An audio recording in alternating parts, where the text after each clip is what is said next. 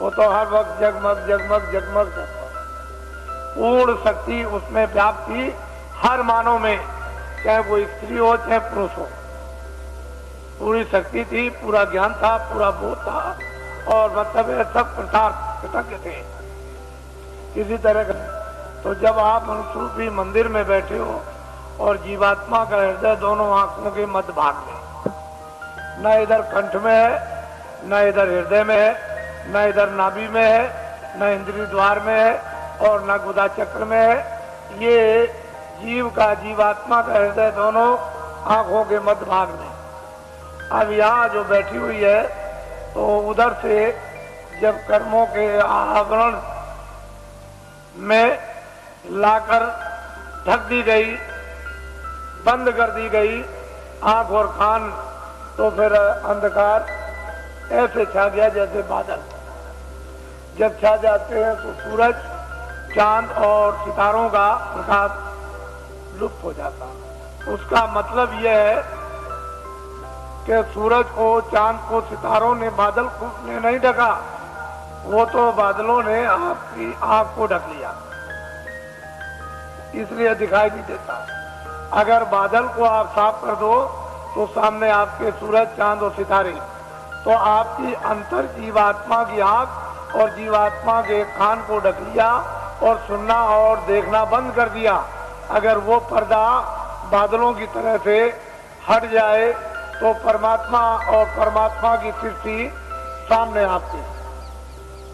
जब दिव्य नेत्र ज्ञान चक्षु साधक का जब खुल जाता है और जब कान खुलते हैं और वो देववाणी, ब्रह्मवाणी, वो अनहद वाणी और वो शब्द है और नाम जब प्रकट हो जाता है और कानों को सुनाई देने लगता है, तो 24 घंटे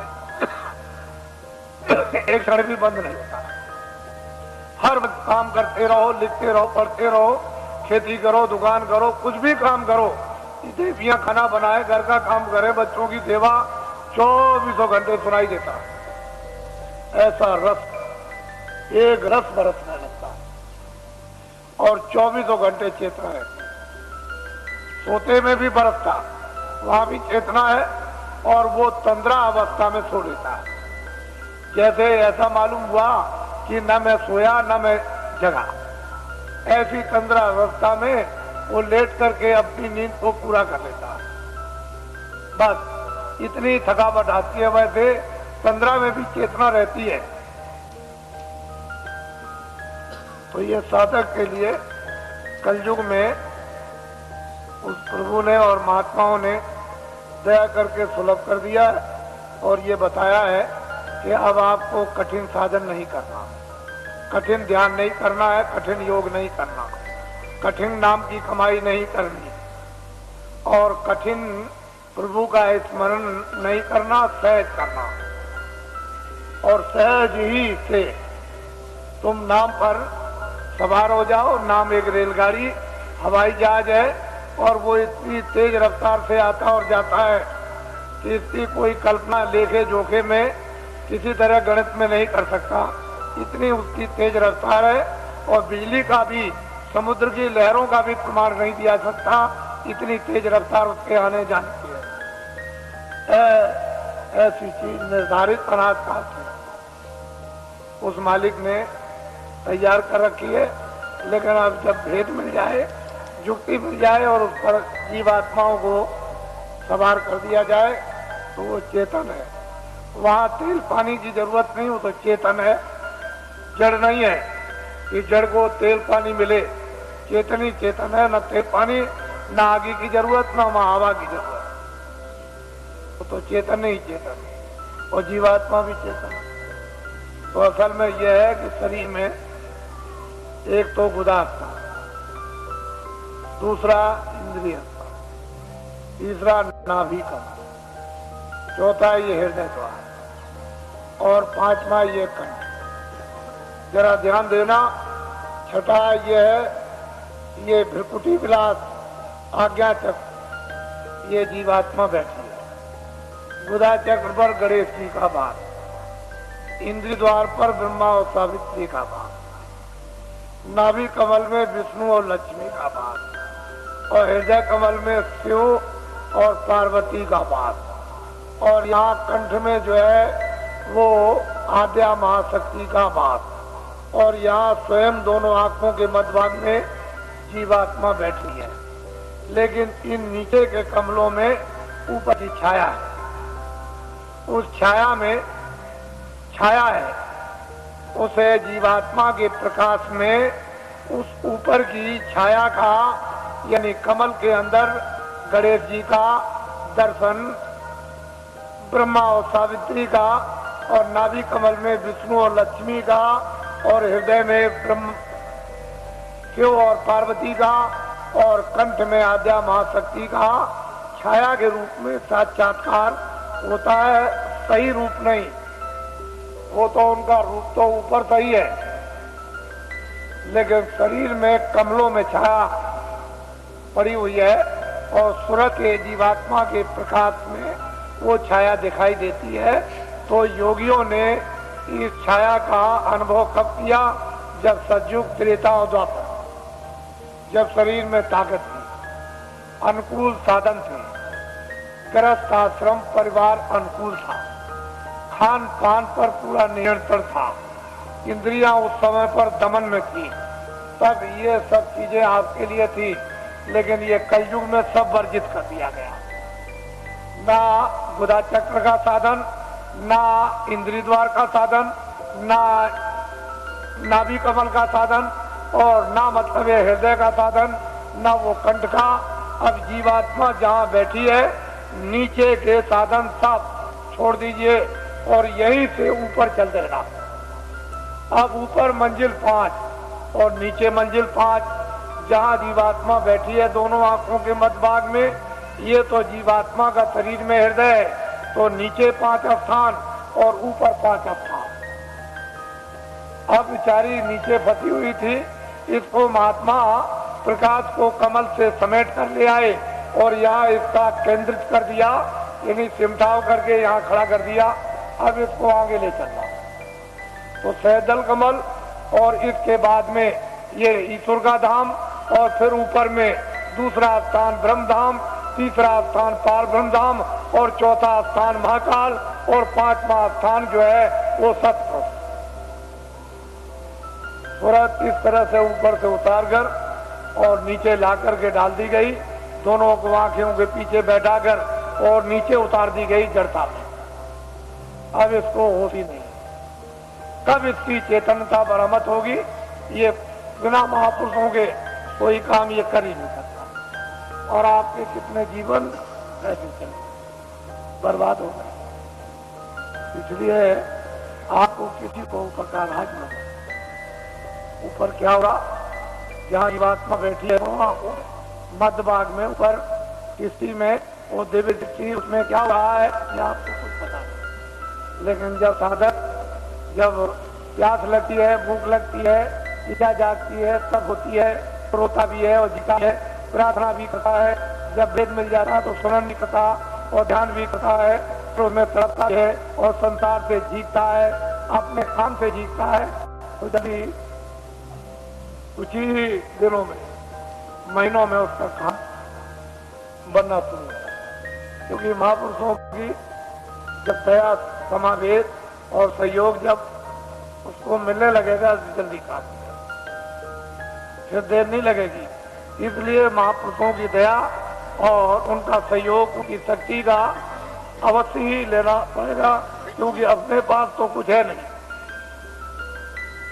जब उनसे कुछ लेंगे तभी काम होगा, बगैर उसके नहीं होगा। तो मैं ये काम तो मामूली समझता हूँ, इस काम को तो कुछ नहीं समझता। बस केवल इतना ही है कि आप खड़े भर हो जाओ तो ये काम कुछ नहीं। ये भौतिक काम, सांसारिक काम, गृहस्थी का काम, खेती का काम, दुकान का काम और दफ्तरों का काम, ये काम कुछ नहीं है। इसको तो आप करो निमित्त मात्र, इस पर भी एक पैर रखो, उस पर भी रखो। ये गृहस्थ आश्रम है शरीर रक्षा का, तो एक नाव पर पैर रखो, ये गृहस्थ आश्रम की, ये बाल बच्चों के पालन पोषण और परिवार और समाज इसकी सेवा के लिए एक नौका ये और एक ये नौका है जीवात्मा को पार होने की, ये नौका है शरीर रक्षा की। तो जब महात्मा मिल जाए तो धीरे से दोनों पर पैर रखवा देते हैं, इस पर भी जमाए रहो, इस पर भी जमाए रहो, और दोनों पर बैलेंस अभी बराबर रखो। अभी तो आपका एक पर है, एक ही पर है, तो उन्होंने कहा नहीं ये देखो नाव है परमार्थ की, इस पर भी रख लो, ये स्वार्थ की नाव है, इस पर भी रखे रहो। इस पर तो धीरे धीरे अपने उपदेश के द्वारा और दया के द्वारा और शक्ति के द्वारा धीरे धीरे वो जो स्वार्थ की नाव है सांसारिक, उसका जरा सा पैर का हल्कापन और परमार्थ पर जरा वजन ला दिया, बस आपकी स्वाभाविक गिरा होने लगी। इच्छा इच्छा इन इच्छा नहीं अरुचि होने लगी, तो धीरे धीरे धीरे धीरे उस पर जमा होने लगा। शरीर की ताकत का एक पर जमा हो, अब वो इस तरह का आपका हो जाएगा कि इस पर तो जमा हो गया और ये निमित्त मात्र रह गई। बस जब तक रहो तब तक ये निमित्त मात्र बस असली है। तो ये अंदर में उस पर जमाव कर लो और ये तुम्हारा इसको बिगाड़ना नहीं। तो इसलिए हमने तो कोई ऐसा काम रखा नहीं है कि आपको गृहस्थ आश्रम का कोई काम बंद करना है। कपड़े पहनो, खाना खाओ, खेती करो, दुकान करो, दफ्तर करो, बच्चों की सेवा करो, आए गए का सत्कार करो, और जो भी रस्म रवाज उसको भी करो, ये सब करो। हमने सब प्रकार रखे, किसी काम को बंद नहीं किया। और ये है परमात्मा। यहाँ बैठ करके आप इधर से अपने ध्यान को हटा दो, थोड़ा खेती से, दफ्तर से, दुकान से, बच्चों से, इनसे उनसे थोड़ा 2 मिनट 5 मिनट 10 मिनट के लिए यहाँ ला करके मन को, बुद्धि को, चित्त को यानी जीवात्मा के साथ में इसको लगाकर वो थोड़ा सा सहयोग, बस इतने में काम, कुछ नहीं बिगड़ेगा, संसार बिल्कुल नहीं बिगड़ेगा और परमार्थ। जैसे ही आप यहाँ से दरवाजा खोल करके चल पड़े, बस चलने वाली बात, अगर एक कदम भी पड़ गया तो फिर रुकने वाला नहीं, दूसरा कदम जरूर उठ जाएगा। वो चाली इस तरह की है जीवात्मा की कि जैसे ही एक कदम बढ़ा वह दूसरा प्रवेश कर जाएगा, काम आपका हो जाएगा। तो इसलिए आपको ये भेद है, अभी कुछ नहीं मालूम कि ऊपर क्या है नीचे क्या है, ये कुछ नहीं है। साधक लोग क्या देखते हैं, क्या पाते हैं, क्या अनुभव करते हैं, क्या आनंद और शक्ति उनको मिलती है, अब ये तो बताने का आपको आदेश नहीं है। वैसे तो ये बता सकते हैं, लेकिन मैं ये नहीं चाहता हूं कि आपको बताकर साधकों का नुकसान हो जाए। साधक अपनी चीज भी रखें और आपको कुछ समझा बुझा भी दें, इनका कोई नुकसान ना हो, आपका फायदा हो जाए। असल में चीज यह है कि गोपनीय राज ये साधक नहीं बताते, ना बताएंगे, तो इनसे तो कुछ आपको मिलेगा नहीं। लेकिन जब ये घेर घार करके यहाँ ले आएंगे तो फिर यहाँ सब कुछ आपको मिल जाएगा। बस ये समझ लो कि आपके पक्के साथी है, ऐसा मत समझो ये किसी बुराई की तरफ ये ध्यान नहीं देते हैं, ये अच्छाई की तरफ ध्यान देते हैं। इनका लक्ष्य है कि बुराई छूट जाए और अच्छाई में प्रवेश हो जाए। वैसे तो बुराई को बुराई आप भी घर में मानते हो, उससे आप भी दुखित हो जाते हो कि ये बुरा है। तो दूसरा अगर आपको ये कह दे कि ये बुरा है तो वो जानता है इसलिए कहता बुरा, आप जानते हो तो आप कहते हो बुरा, तो बुराई ही है और अच्छाई अच्छाई। तो इसलिए ये बुराई की तरफ ध्यान नहीं देते, ये तो चाहते हैं कि बुराई हट जाएगी, अच्छाई आ जाएगी, ये लक्ष्य। तो ये पक्के आपके साथी यानी दोस्त सहयोगी, इनको अपना समझना चाहिए और असली जगह पर पहुंचा दे। इससे बड़ा परोपकारी कौन हो सकता है। तो ये सब चीजें सामाजिक लेकर के चली जा रही हैं, इनसे अलग थलग आपको नहीं किया जा रहा।